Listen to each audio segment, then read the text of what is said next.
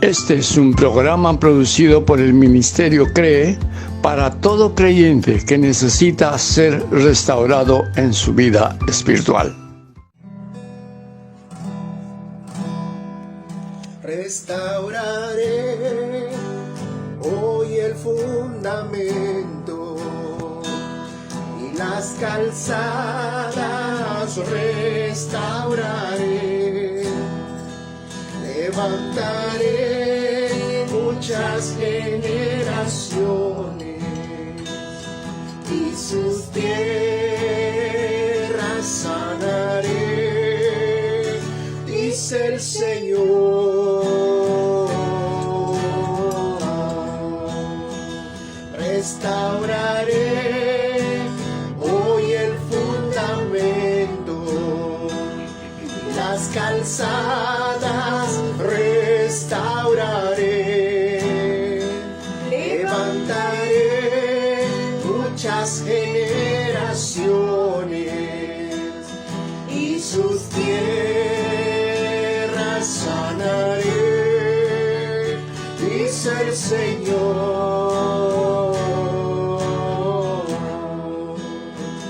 Restauraré lo que comió la oruga, lo que la langosta destruyó. Levantaré muchas generaciones y sus tierras sanaré, dice el Señor. Restauraré lo que comió la oruga, lo que la langosta destruyó. Levantaré muchas generaciones y sus tierras sanaré, dice el Señor.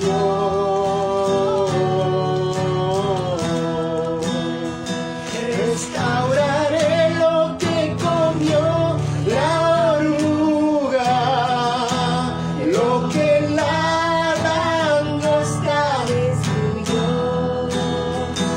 Restauraré muchas generaciones y sus tierras sanaré, dice el Señor.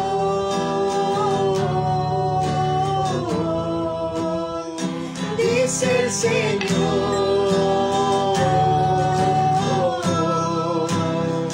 dice el Señor,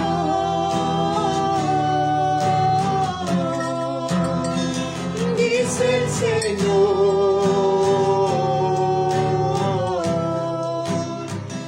dice el Señor.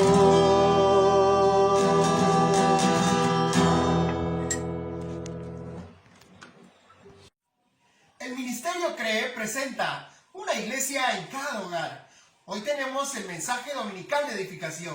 Con ustedes el apóstol José Poblete Calderón. Bienvenidos, amados hermanos, a nuestra reunión dominical. Deseo de todo corazón que durante esta semana hayas entendido claramente lo que es la vida de iglesia. Orando a Dios, preguntándole, ¿de qué debo tratar? Fue algo tremendo cuando Dios me reveló que debo analizar con ustedes cómo estás con relación a Jesús. Este es el nombre de una serie de mensajes que voy a ir relatando y será a la luz del Evangelio según San Juan, capítulo 15. Si vamos a extender el reino, es sumamente importante revisar nuestra relación personal con Jesús para que nuestra vida de iglesia sea fructífera y el propósito de Dios se cumpla en ti y en nuestra nación. Voy a desarrollar en varios mensajes el capítulo 15 de Juan. Ahora vamos a tocar los primeros 3 versículos que dice: yo soy la vid verdadera y mi Padre es el labrador. Todo pámpano que en mí no lleva fruto lo quitará, y todo aquel que lleva fruto lo limpiará para que lleve más fruto. Ya vosotros estáis limpios por la palabra que os he hablado. Oremos, amados hermanos. Bendito Dios, solamente soy un facilitador tuyo. Quien hace la obra eres tú. Jesús, eres el instrumento para conducirnos al Padre. Espíritu Santo, eres el que revela la voluntad perfecta del Padre. Y les ruego que mis hermanos entiendan su verdadera posición delante de ustedes. Que todos aquellos amados que sufren contrariedades comprueben que están siendo limpiados porque quieres verlos mejor, los quieres ver creciendo.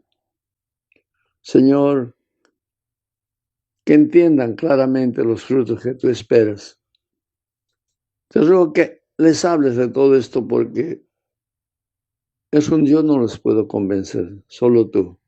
A partir de este momento, Espíritu Santo, tomas el control de esta reunión. Declaro que así será hecho, porque lo declaro en el nombre de Jesús. Amén.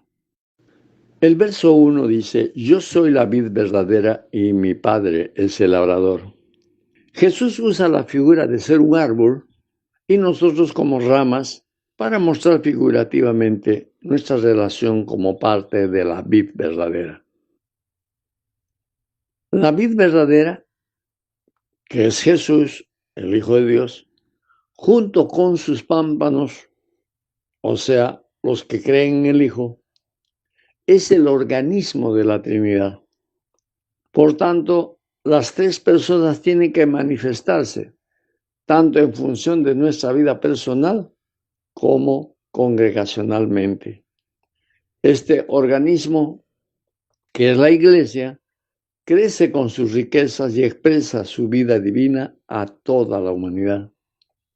Biológicamente, la vid, que lo conocemos como una planta de uva, es un tallo cuyas ramas producen una enredadera que requiere de una parrilla para que se extienda, y de ellas cuelgan los racimos de uvas.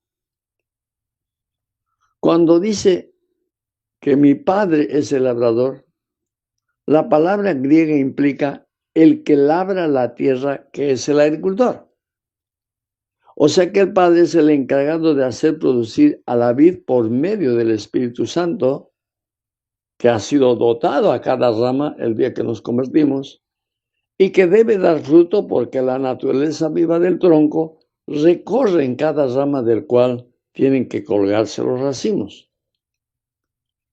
El Padre como labrador es la fuente, el autor es el que piensa, el que planta la vida, la sustancia del suelo, el agua, el aire, la luz del sol y todo lo que requiere para que la vid crezca y dé fruto. Es el Padre que lo da.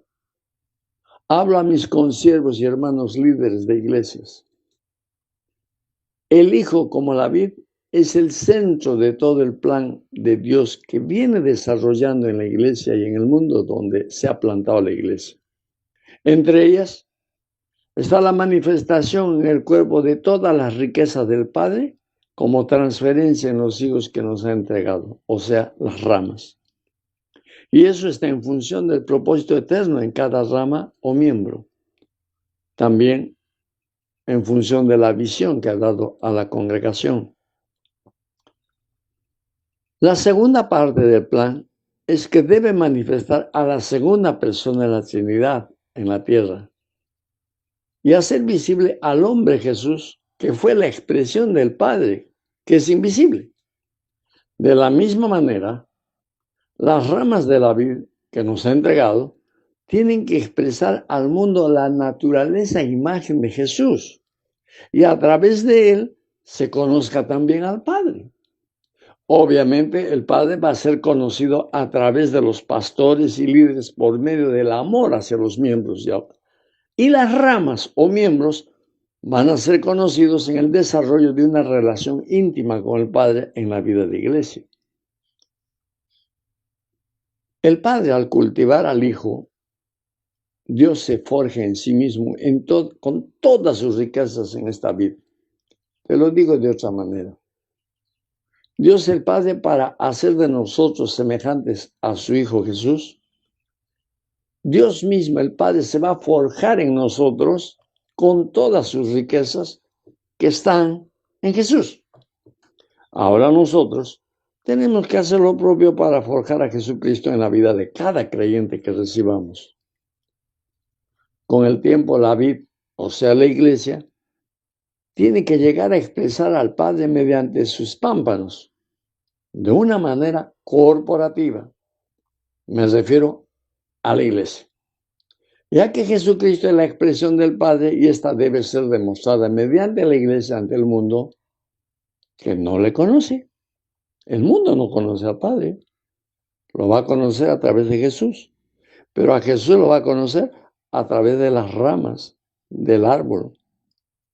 En este caso, la iglesia.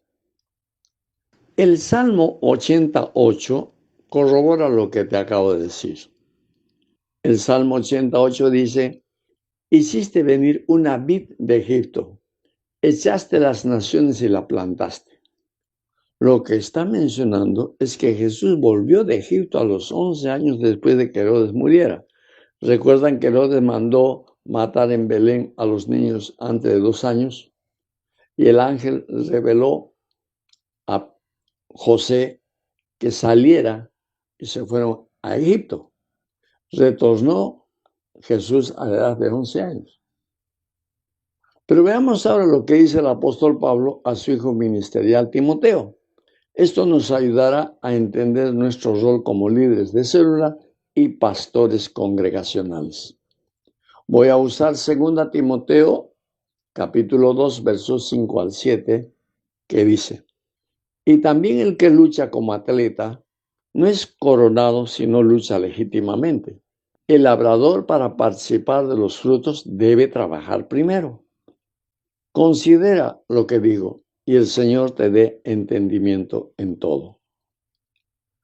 Timoteo es un ministro de la palabra, hijo espiritual de Pablo. Los que tenemos almas bajo nuestra administración, ya sea como pastores o líderes de célula, entendamos lo que Pablo recomienda. Los que nos involucramos en la obra, o sea, en la labor del Padre, llamados a hacer producir frutos en las plantas que nos ha puesto en autoridad, me estoy refiriendo a congregaciones, a células. La recomendación es que nos movamos en honestidad en lo que hacemos. Toma como ejemplo a los luchadores conocidos como gladiadores, que tenían que prepararse físicamente para vencer a sus oponentes en la arena. ¿Y para qué lo hacían? Para que sigan comiendo y existiendo. De lo contrario, los sacaban cadáveres. Y como agricultores del huerto que nos ha dado, debemos trabajar diligentemente para participar de los frutos. Los gladiadores solamente conservaban su existencia y seguían comiendo. Pero nosotros somos sostenidos por Dios y esperamos una corona en el tribunal de Cristo. Anímate, hermano, anímate, hermana, que estás a cargo de personas, ya sea en célula o la congregación. Hay premio eterno para nosotros. Tomo el versículo 7 para todos mis consiervos y lo deseo de todo corazón. Lo que Pablo les dice, quiero decirles también el amor del Señor. Pablo le dijo a Timoteo: considera lo que digo y el Señor te dé entendimiento en todo. Amados, necesitan entender el carácter de Dios y de vuestra posición representándole a Él como siervos o siervas del Señor. Veamos ahora lo que dice Santiago al respecto. Y para eso voy a usar la carta del apóstol Santiago, capítulo 5, versos 7 al 8. Por lo tanto, hermanos, tened paciencia hasta la venida del Señor. Mirad cómo el labrador espera el precioso fruto de la tierra, aguardando con paciencia hasta que reciba la lluvia temprana y la tardía. Tened también vosotros paciencia y afirmad vuestros corazones, porque la venida del Señor se acerca. Lo que Santiago nos dice que tengamos ahora es paciencia. Pablo decía de honestidad. Ahora nos invitan a tener paciencia. Y el tiempo de duración lo extiende hasta la venida del Señor. Obviamente pensaban que Jesús volvería pronto, pero nosotros sabemos que ya van más de 2000 años y aún no viene. La paciencia tiene que mantenerse. Bajo esta óptica, habla de paciencia para ver los frutos de nuestra labranza. No esperemos los frutos de inmediato, ni presionemos religiosamente a que sean como nosotros. Pero tenemos que dedicarnos con paciencia a fin de que nos imiten. Esforcémonos, sí, en crecer y mostrar los frutos de nuestro carácter y experiencias, para que ellos se identifiquen con Dios a través de nosotros. Cuando menciona las dos lluvias, la temprana y la tardía, se refiere a la lluvia temprana que fue en el primer siglo, una iglesia de poder y de impacto al punto que fue perseguida a muerte. La lluvia tardía tiene que ver con el último tiempo en que Dios moverá su poder por encima de lo que consideramos normal. Va a manifestar a su iglesia con el espíritu de Elías, es decir, levantar el testimonio del espíritu de Elías para que el pueblo conozca quién es verdaderamente nuestro Dios. Y eso se logrará con un evangelismo del reino que muestre prodigios y señales y sobrenaturales. Por eso estoy apasionado que las experiencias de la primera iglesia en Jerusalén y en el resto de los avances que han tenido se manifiesten ahora en nuestro tiempo. Esto no es sencillo, porque la religiosidad se ha empoderado de la iglesia. Tenemos que usar la paciencia para afirmar nuestros corazones con la esperanza de la segunda venida de Jesucristo a la tierra. Continuemos con el capítulo 15 de Juan. El verso 2 dice: todo pámpano que en mí no lleva fruto, lo quitará, y todo aquel que lleva fruto, lo limpiará para que lleve más fruto. Ahora bien, analicemos el versículo. Toda rama de un árbol bien atendido tiene que dar fruto.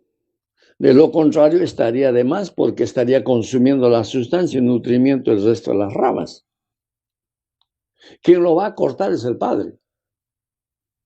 Esto es apartamiento de pseudos creyentes que participan un corto periodo de vida en la iglesia, pero no gustaron de la vida nueva que demanda obediencia y relacionamiento espiritual, y por esa razón se van y no vuelven más.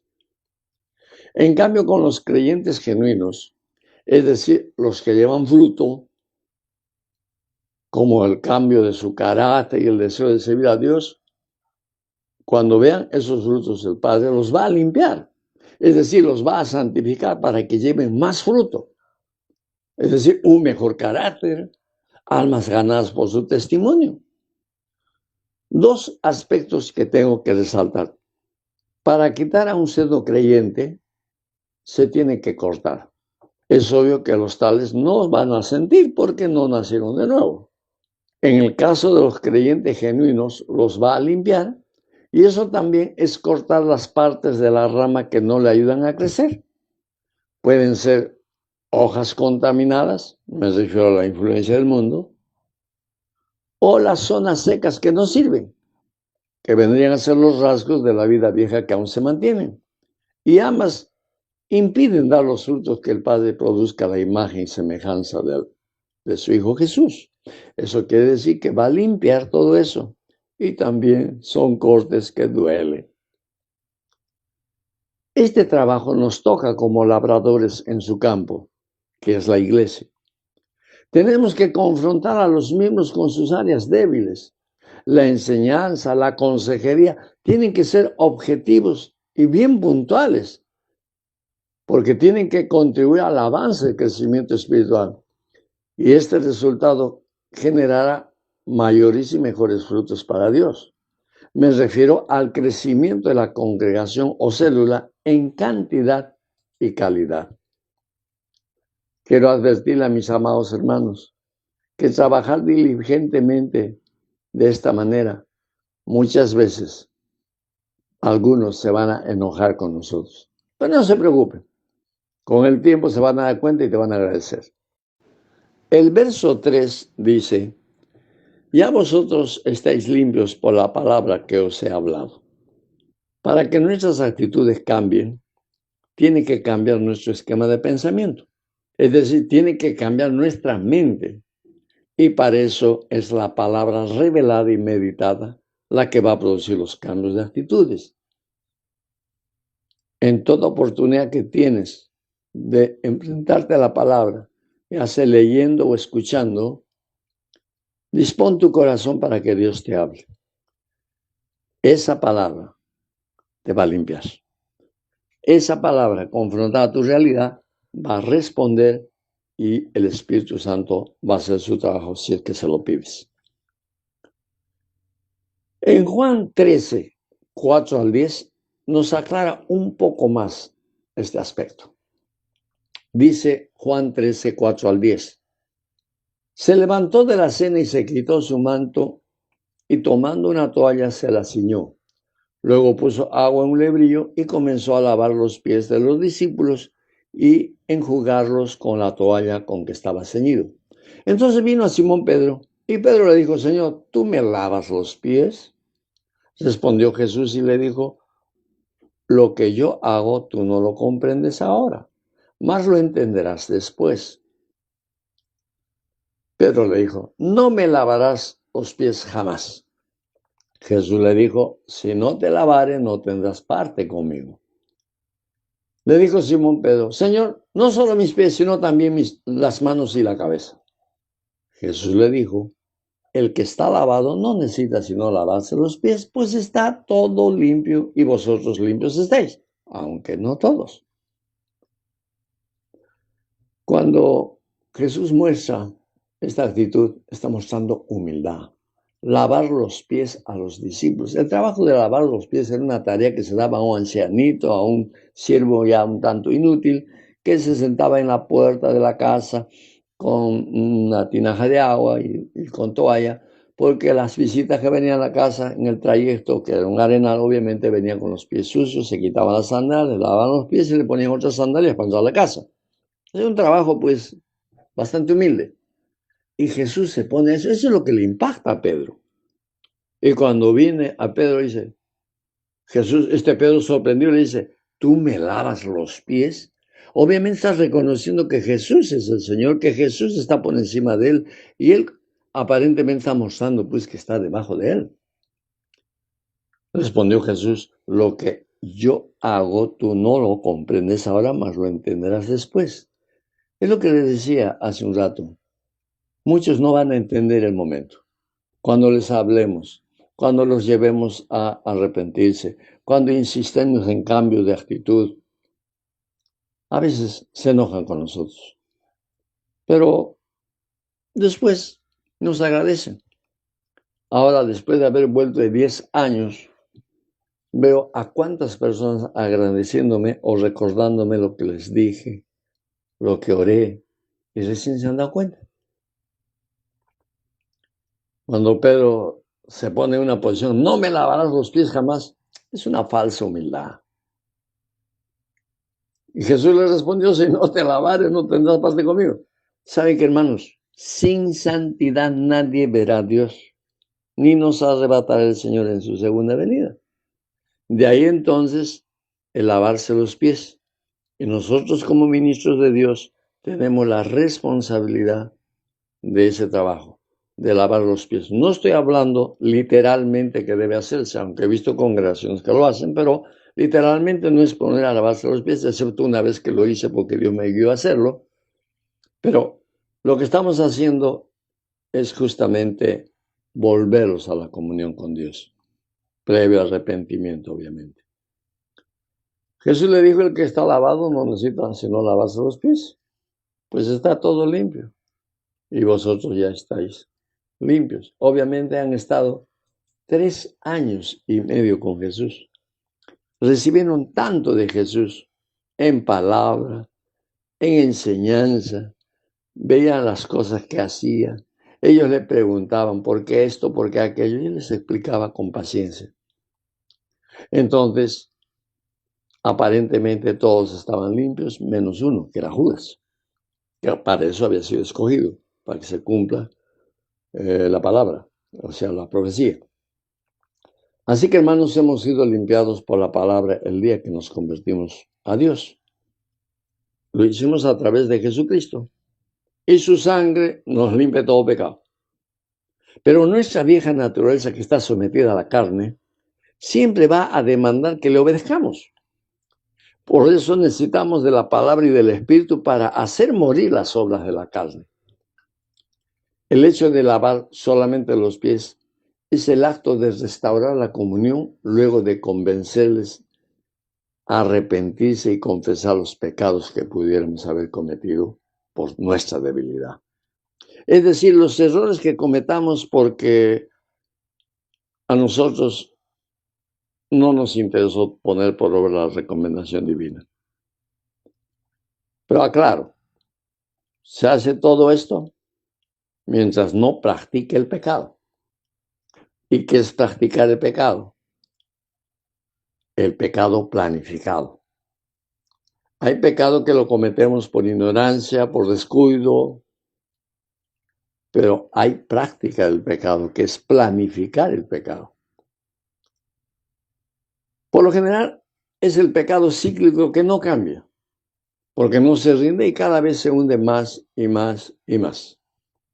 En este caso, luego de orar y pedir dirección del Padre, nosotros los ministros le entregamos el caso para que sea él quien tome personalmente la situación. Los líderes nos comparten a los pastores la situación y nosotros tomamos la autoridad y el caso personalmente.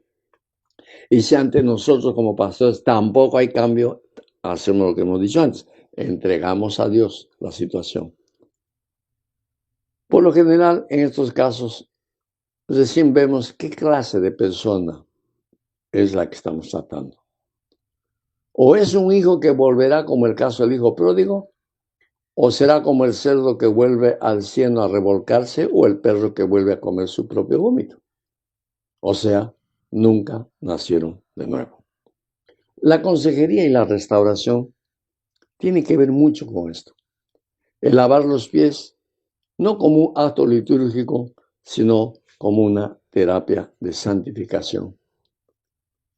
Para servir a Dios necesitamos estar limpios. Si no, Jesús no tendrá parte en lo que hagamos ministerialmente.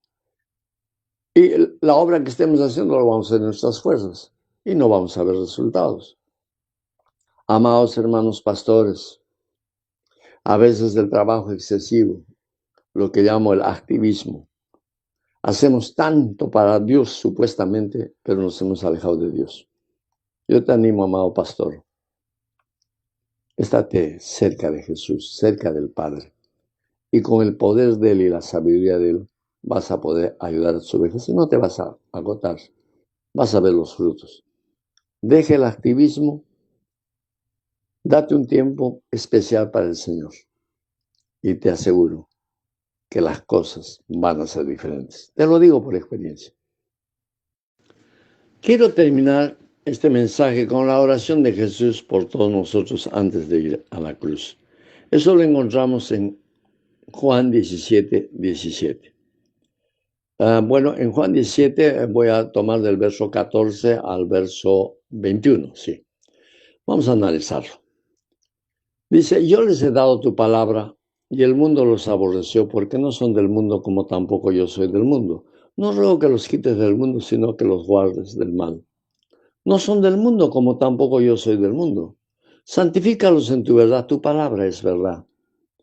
Como tú me enviaste al mundo, así yo los he enviado al mundo.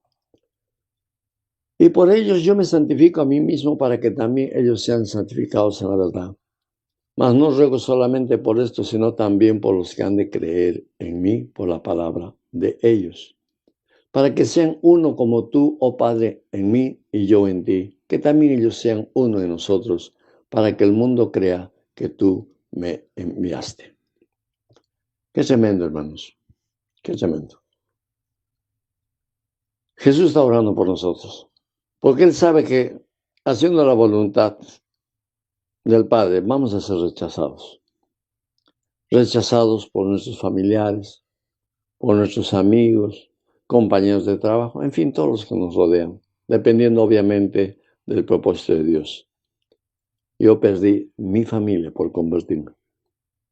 Es bien doloroso. Pero Jesús dice que no nos quite del mundo. Lo que está diciendo Jesús es que no corte, que no nos corte, sino que nos guarde del mal, que nos proteja, que nos dé todo de Él para que nos mantengamos fieles. Él aclara que no somos del mundo, como Él tampoco ha sido del mundo. O sea, tenemos la naturaleza de Jesús. Y es por eso que el mundo ya no puede con nosotros, ni nosotros deberíamos tener relación alguna de confianza en el mundo. No está diciendo que nos alejemos del mundo y no nos acerquemos más a ello. No, está diciendo que tengamos la naturaleza de Dios para enfrentar la naturaleza del mundo. Por lo contrario, no podríamos cumplir la gran comisión. Jesús dice, santifícalos en tu verdad. Tu palabra es verdad. Obvio. La vida cristiana es el proceso de santificación por medio de Jesús. Y Jesús como la palabra de verdad que se transmite. Nuestro trabajo como ministros es eso. Hacer que la gente cambie, no por una imposición religiosa, sino por la experiencia, primero en tu vida. El testimonio tuyo. Eso va a contribuir a que entiendan lo que es Dios y cómo hace las cosas Dios. Y podrán tener en el libre albedrío renunciar a aquellas cosas que le impiden crecer espiritualmente. Así yo los he enviado al mundo, dice Jesús. ¿Sabe qué? Para hacer lo sobrenatural, con todo lo que ha hecho Jesús en la tierra, requerimos ser enviados por Jesús. No me estoy refiriendo a que tiene que venir una voz del cielo y te dice, anda esto. Simplemente en la comunión íntima con Jesús vas a recibir la dirección, la unción, el respaldo y te va a lanzar a ir. Ese es un enviado del Señor. Y algo que me impresiona bastante. Y por ello yo me santifico a mí mismo, para que también ellos sean santificados en la verdad. Amado hermano, pastor, líderes, hagamos un esfuerzo sobrenatural, tal vez. Una decisión firme.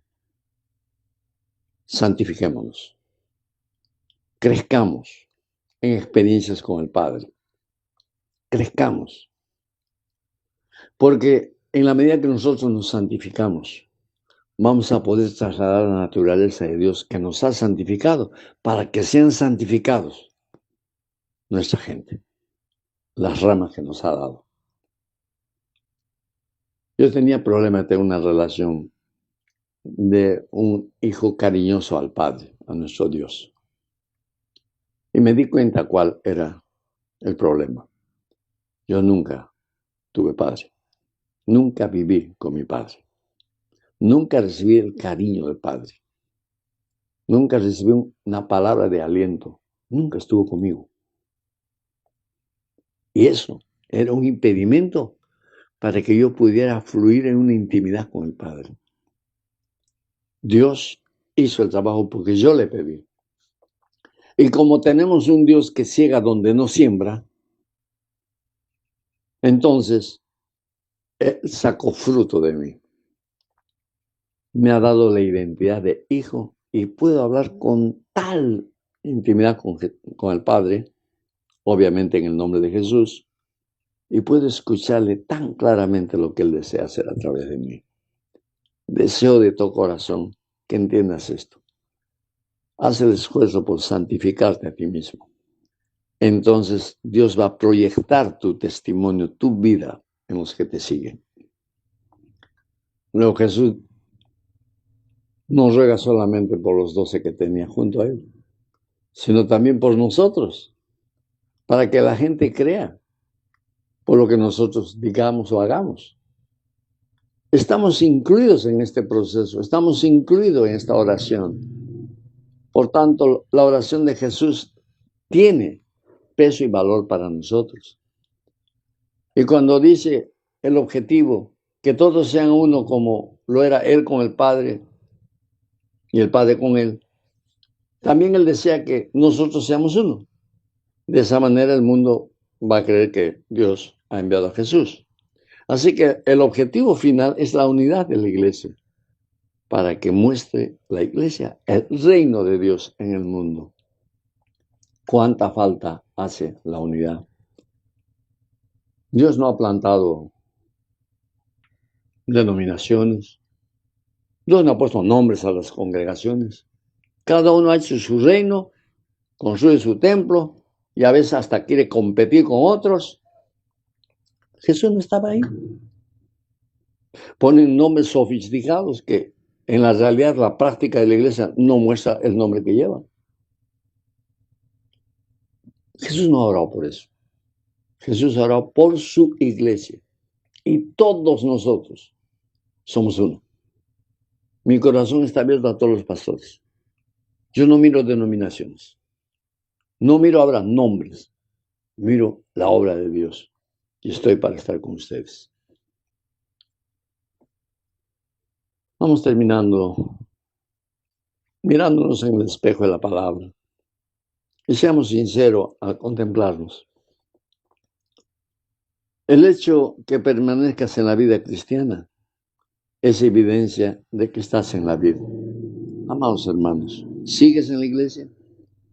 ¿Sigues congregándote? Estás en la vida, hermano, hermana. Pero te pregunto, ¿has desarrollado la paciencia para ver los frutos en tu vida? ¿O en los que tú apacientas? De ser así, entonces debes mostrar los primeros frutos como hacer vida de iglesia, hacer tu devocional diario para recibir la palabra del Padre, renunciar a las manifestaciones de tu vida vieja, esa vieja naturaleza que te impide tu crecimiento. Y si estás sirviendo de alguna manera, sea como líder o algún ministerio de ayuda, implica que voluntariamente luches con tu carne. Para eso, tienes que recordar que hay una corona de vida que tiene preparado el Señor para ti cuando Él venga. Esa debe ser tu esperanza. Esa es mi esperanza.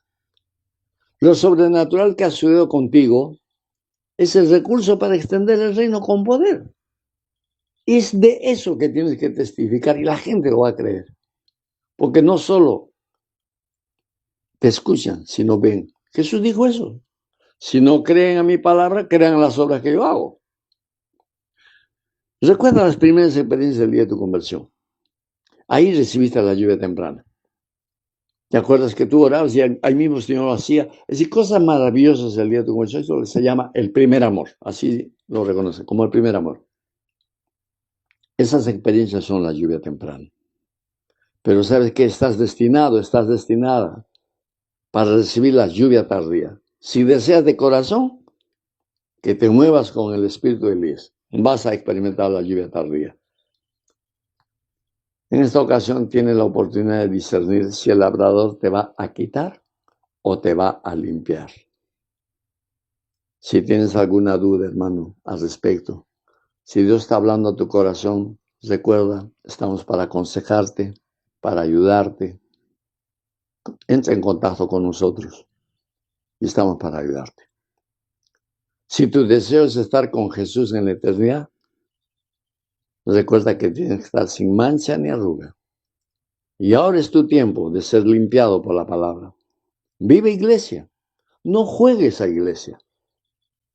¿Cómo es tu relación de unidad en tu familia? ¿O en tu congregación? ¿O con los creyentes de otras congregaciones cristianas? ¿Cómo es tu relación? ¿Son uno? Deseo que así sea. Ahora quiero orar.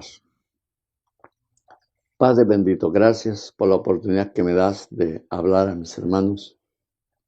Al inicio te pedí, Espíritu Santo, que hicieras tu obra. Yo cumplí con mi parte y estoy seguro que tú también has cumplido tu parte. Oro, Dios, porque cada uno de los que me han escuchado se ubiquen y cambien de jugar a iglesia y vivir iglesia.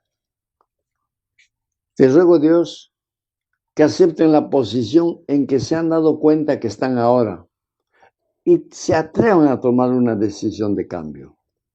Señor, tú sabes cuántos que he conocido, no los veo. Se han apartado, están lejos de ti.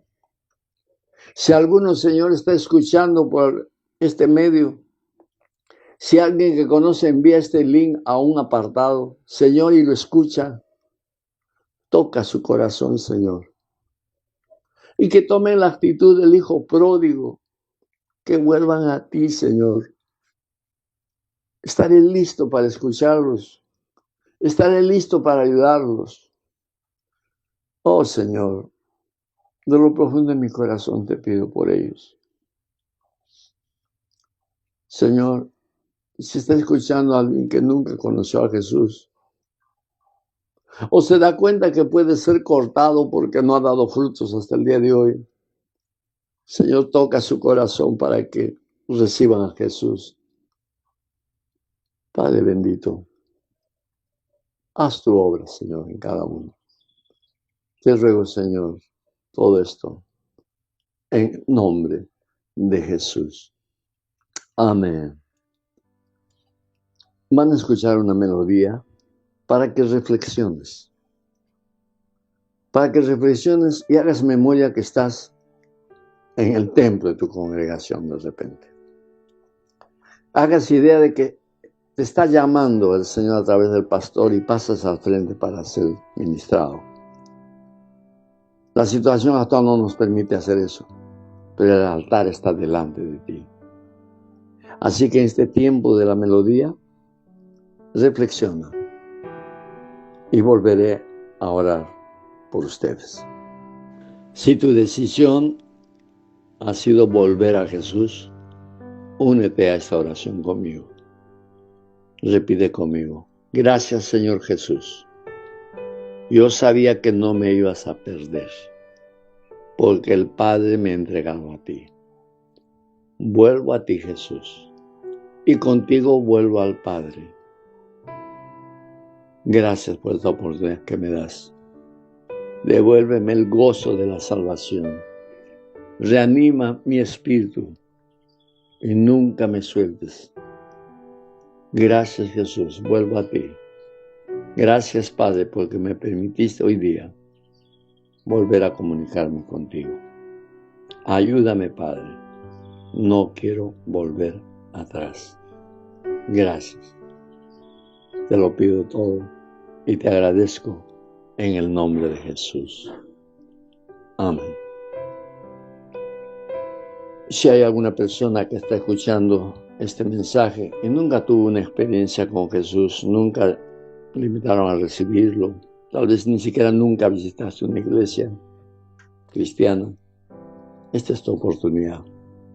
Si ese es tu deseo, te ayudo también con una oración. Repite lo que te voy a decir si lo crees. Si no lo crees, no lo digas. Repite conmigo. Gracias, Jesús, por darme la oportunidad de conocerte. Sé que el Padre me está entregando a ti. Te recibo como mi Salvador personal. Entra en mi corazón y haz mi vida nueva. Lo creo, porque a partir de hoy día, Jesús, tú eres mi Señor y mi Salvador. Mi vida está en tus manos. Perdona mis pecados y quiero conocer más de cerca al Padre. Gracias. Ahora voy a orar por ustedes. Padre bendito, Dios amado, hijos tuyos han vuelto a ti y en el nombre de Jesús quedan reinsertados en la vid. La savia de la vid de Jesús empieza nuevamente a moverse, Señor, en ellos. La lluvia tardía se acerca sobre ellos. Cúmplase y hágase así en el nombre de Jesús. Y para mis hermanos que recién acaban de entregar su vida a Cristo, declaro que sus pecados han sido perdonados. El Espíritu Santo entra en ellos y coloca a Jesús dentro de ellos. Y la fe que le ha sido regalada a ser usada hasta el día que partan a tu presencia. Lo declaro hecho, hijos de Dios, en el nombre de Jesús. Amén y amén.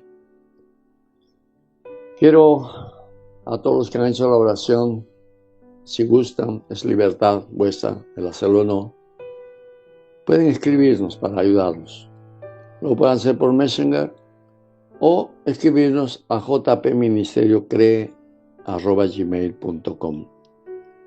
Repito, jpministeriocree@gmail.com o llamar al 972-674-414. 972-674-414. Que la paz de Dios, el amor de Jesús y el poder del Espíritu Santo me los lleven esta semana en victoria, y la próxima semana continuamos con el mensaje de Juan 15. Que la paz de Dios esté con ustedes. Hasta la próxima, hermanos. Este ha sido un programa producido por el Ministerio CREE para todo aquel que necesita de Dios. Nos volvemos a encontrar por este mismo medio. Comparte esta bendición a todos tus amigos.